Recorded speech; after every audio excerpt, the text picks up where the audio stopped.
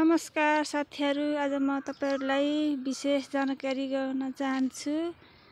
हेर्नुस्, यो राष्ट्रिय फूल हाम्रो नेपालको गुराँसको फूल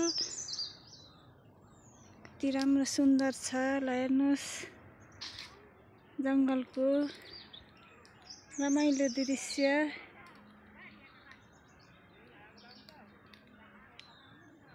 यो फूल हामीले औषधिको रूपमा पनि प्रयोग गर्न सकिन्छ।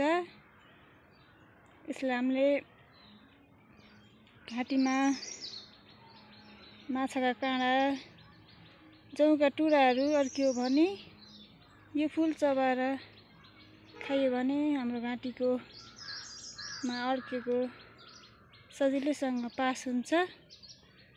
तपाईहरु पनि यो फूलहरूलाई कहीँ कतै घुम्न जाँदा देख्नु भएको छ भने लिएर आउनु होला अनि यसरी नै प्रयोगमा ल्याउनु होला।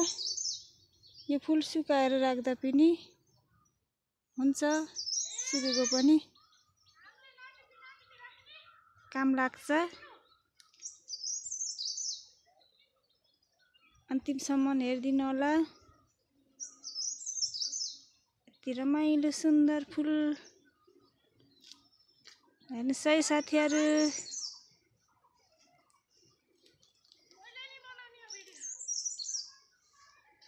हस्त फेरि पनि यस्तै भिडियोहरू लिएर आउने छु, हेर्दै गर्नु होला।